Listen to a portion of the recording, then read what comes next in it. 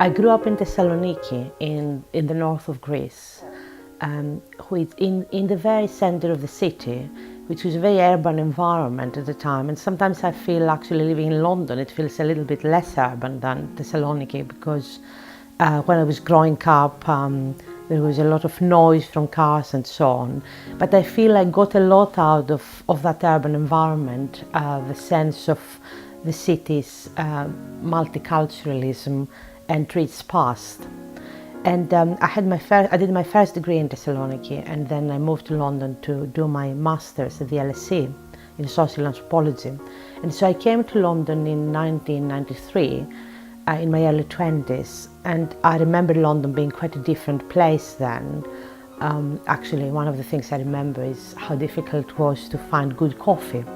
But so it was also a very multicultural, vibrant place, but perhaps a little bit less European than it is nowadays, which is also topical with Brexit. So I studied social anthropology. I went on to Cambridge and I did my PhD there. For 4 or 5 years I lived in Cambridge, which was a wonderful experience. Again, a very multicultural experience. And my PhD research was actually on cosmopolitanism and ethnic identity in Brussels. And I feel that influence of anthropology is very much part of my writing.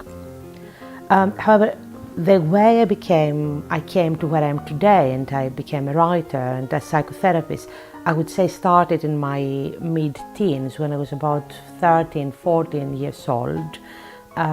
Where I started reading quite intensely, and I started reading adult books. So I read a lot of Freud at the time, which I was very ambivalent about because I felt as a girl back then and as a woman now, I found Freud quite, well, he's not exactly feminist, let's say. And so I had a few issues about things that he wrote, but actually it opened up doors for me, and I developed this very intense interest in psychoanalysis. And back then I thought, actually I want to become a psychoanalyst. And I was also reading a lot of French literature, I mean in Greek, translated into Greek, even though actually I was also studying French at the time. Some of the existentialists in France, such as Simone de Beauvoir, Sartre, Albert Camus, and these were writers that wrote a lot about emotional suffering. And I think that resonated for me at the time. I had quite turbulent teenage years, and so I related a lot to the depth of emotional suffering they were describing.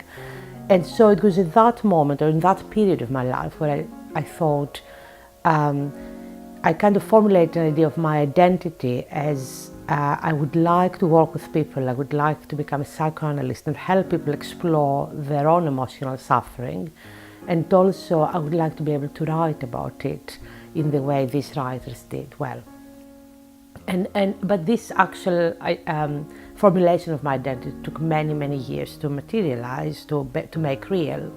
And so when I came to London, studying anthropology was fascinating, and I was really into it and got a lot out of that process.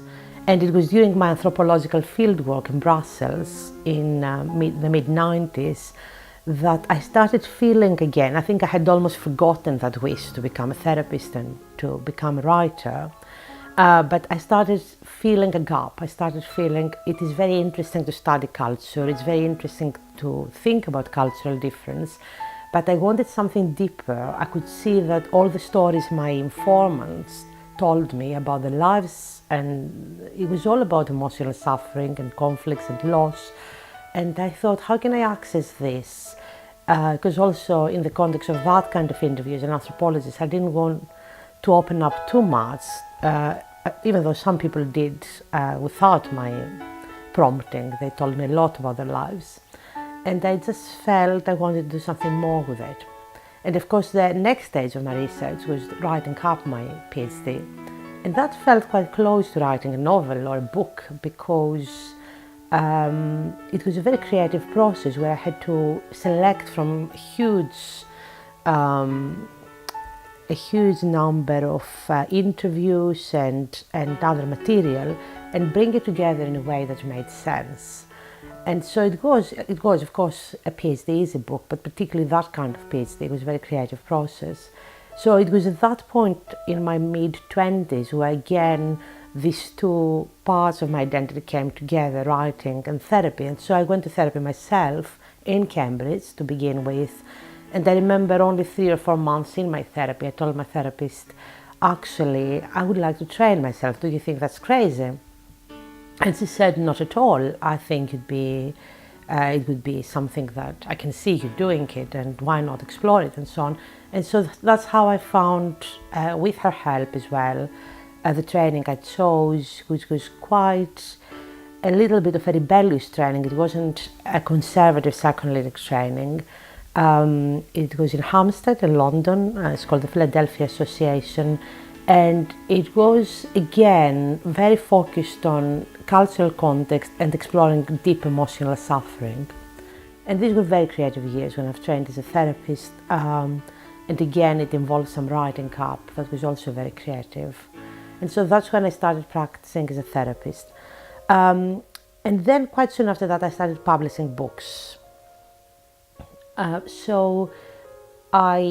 The books or the papers I wrote, I have quite a few publications, both papers and books. I think I was always quite close to that threshold between fiction and academic writing, because what I was interested in was experience, the everyday experience of people and how they felt, and the underlying factors in their lives and so on. So I think I wasn't very far away from writing fiction, but of course the first books I published were addressed to an academic or readership.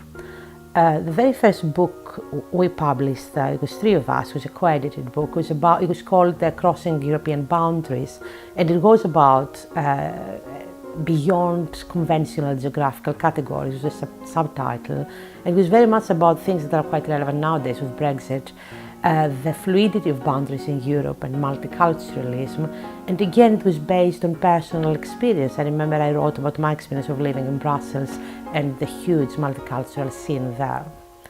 Then I went on to publish another co-edited book, which was about the ethics in psychotherapy and how they clash with the auditing culture in the government, and how predominant that is in our culture. The latest co-edited book, my third co-edited book, called The Motherly Psychoanalysis and Beyond, was very much based on personal narrative, and we all wrote from our heart. We wrote about our experience of our mothers, our experience of becoming a mother, and it actually, I found some of the chapters quite moving myself, and it felt like a very, very creative enterprise. So this was the book that came just before Layers, and in truth, I think I was actually working on both at some point. So I had started writing the novel, while actually at the same time we were co-editing the book, because the first writing stage, the creative stage, was over, but then it takes quite a while to manage and bring the book together. And we were very lucky to get an offer from Routledge Publishing House, which is an international big publishing house. So that book was published in the UK and the US at the same time. And we did many workshops on it. It felt like it created a very creative forum for people to think about our relationship with our mothers and how it affects our life. So now to come to Layers, there is one more book that I published almost concurrently with Layers, and those 2 books, I kind of think of them as almost twin books, because chronologically I started writing Layers first, but then for a while I didn't know what to do with it. I went to some writing courses. I was very, very involved in it and really engaged with it, but the reality started dawning on me through talking to people and so on, that it is extremely difficult to publish a first novel. So I didn't know whether I would manage or not. And I thought at the time, perhaps I should start writing another book. And I was very, very engaged in writing fiction. And so I thought if I write another book, I'd like it to be fiction as well. But then I had this idea of writing psychoanalytic short stories, because I thought perhaps this could be this could stand at the threshold between academic writing and fictional writing, and maybe I could persuade a publisher like Routledge to publish it a similar idea to what Irvin Yalom has done, and Susie Orbach more recently, and Stephen Gross, who's a British psychoanalyst who published a book of stories from his private practice, and it became a bestseller. And I thought maybe it would be easier to find a publisher for that. So I started writing the stories, and it was a bit of a holiday project, and I found in some ways it's more challenging to write short stories because it's effectively like writing, I have 22 stories in the book, it's almost like writing 22 novels, but at the same time it works well chronologically because I could finish a story in a few days, and so I could do that on family holidays and so on. So I was working on both books for a while, and then my initial vision proved right, so I was able to get a contract with Routledge, which wasn't easy. It took a lot of talking it through and persuading them because they don't publish fiction, and my stories are fictional. However, I did get an offer from them, and so as it happened, then I also got an offer from a Greek publisher based in Thessaloniki to publish Layers in Greek, and so it got published. Before it got published here, it got published in Thessaloniki, well, in Greece, under the title Black Cake. So what then happened was that suddenly, and then after that, soon after that, somebody told me about AKAKIA Publications, which I didn't know existed, and then I looked up on the website, and it seemed very, very appealing. So while actually the novel had just been published in Greece, and I was working on submitting the short stories to Routledge, I thought I'd better ask if there is a possibility of publishing Layers with AKAKIA Publications, and I did, and the response was positive. So then suddenly I was kind of juggling 3 books, which is of course wonderful because these were projects I worked on for many years, but also a little bit overwhelming, but wonderfully overwhelming, I'd say. So the short stories have many, many common themes with Layers. The place of psychoanalysis, the psychoanalytic relationship, the therapy relationship is very important and at the center of the therapy process. Emotional suffering, loss, bereavement. These are themes in the short stories, and these are also themes in Layers. And so there is quite an overlap, but I feel equally the stories are written in a different way. They're written in the first person, from the point of view of the therapist, and also from the point of view of some teenagers that encounter trauma in their teenage years. So to come to Layers, I feel Layers is really the outcome of all the above. So my personal trajectory as an anthropologist and then a psychotherapist, and somebody who's crossing European boundaries for all my adult life. I've lived for so many years in Brussels when I was doing fieldwork, then I moved to Cambridge, I moved to London, and of course I have family and friends who live in Greece, and so I frequently travel to Greece, but also in many other European places. So for me, this fluidity of European boundaries was very central, and so it is for the main character of Layers, Eleni, who effortlessly travels between different countries, and that seems to be at the center of her life. It's also about the perspective I gained since I've moved out of Greece, which was in quite a young age, in my early 20s. And somehow, a little bit like in psychoanalysis, I think when one moves away from one's original culture and country, there is a different perspective we gain through that. And so I started realizing some things about Greek culture and society that I was not aware of at all as a child. One of the things, for example, that I started realizing was that there is quite a strong class culture in Greece, like in Britain, which when I was growing up as a child in Thessaloniki, I just thought everybody was the same. Actually, at the time there were no immigrants. It was quite a homogeneous, in that sense, city, but of course a really multicultural city in terms of its history. But I wasn't aware of these influences or the class differences and so on as a child. And only retrospectively, a little bit like as it happens in therapy, I thought, actually, there are so many factors in how we behave or in how we construct our identity that is to do with class, for example. And so this is quite a hidden, perhaps, theme in the book, the issue of class and the political background of the story. But a more prominent theme is that of family life, and how family life is the center of our developing identity and potentially a dysfunctional place for our development, even in the best case scenario, where there are almost invariably complex dynamics that mark us for life and that we carry with us for the rest of our adult lives. In truth, Layers is quite a complex and fraught family story, and so in that sense perhaps it's not an ordinary family that's being portrayed, but in some ways I think it opens up questions that can be big factors in many families about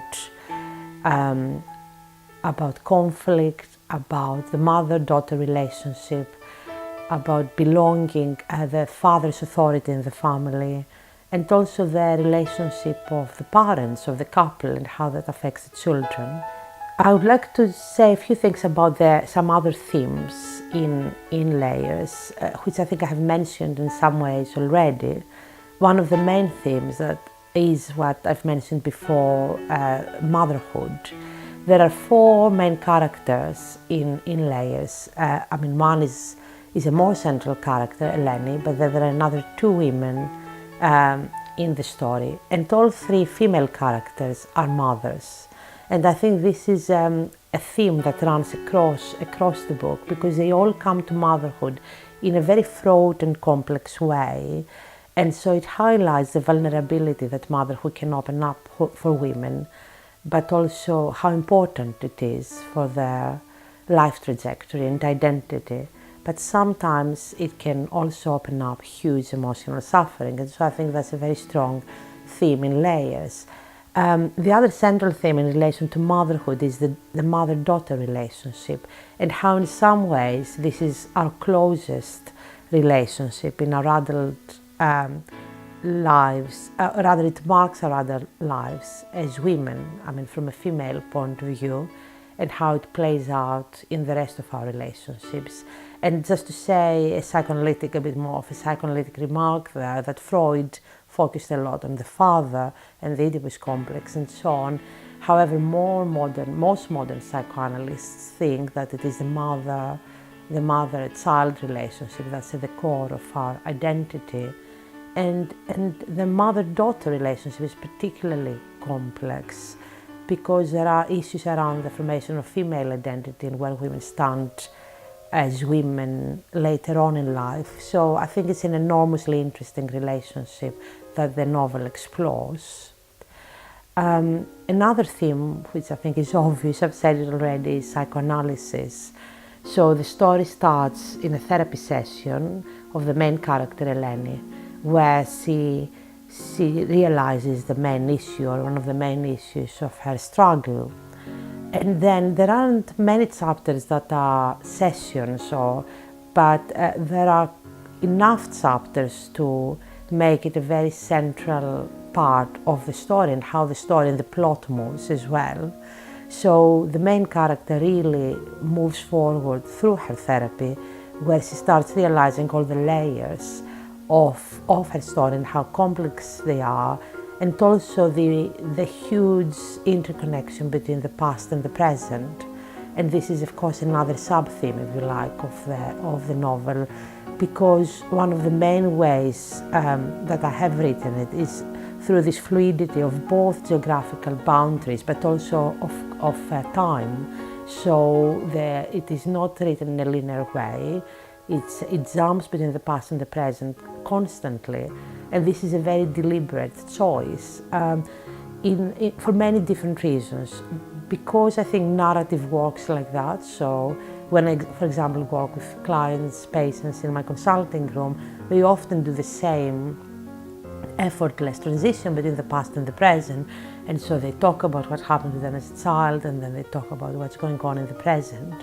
And I think this is how we are. We actually are, in a way, historical beings where our past comes into the present at any time in an unexpected way. This is very, very evident in Layers. From what the little feedback I got is that people were able to follow these chronological jumps, and they weren't confused, but they actually got it, why it's important.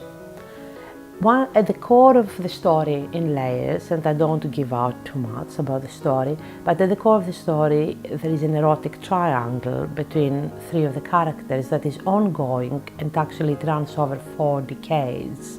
And so one of the central questions that the novel asks is about long-term romantic relationships and whether, for example, monogamy is a satisfying premise for long-term relationships. And it raises a question of polygamy or polyamory, as it's called more fashionably nowadays, and what this brings up for people in close relationships when it is a factor which quite commonly, well, it is not an uncommon factor in long-term relationships. And so it asks this question about what is it we can get from that enduring long-term premise that is monogamy. It also, I think, highlights the dark side of close relationships, which links to the title it was given in Greek, Black Cake, to highlight this dark aspect of relationships. And what I think Sartre said, Jean-Paul Sartre said, which is one of the things that have always resonated with me, when he said that hell is the other. So that unfortunately in our close relationships is where we can encounter also darkness and suffering and wounding and sometimes trauma. And so the story in Layers plays with several layers of reality in our close romantic relationships and how they inflict both joy, pleasure and suffering, and how complex they can be, and also how they can bring the past and the present together.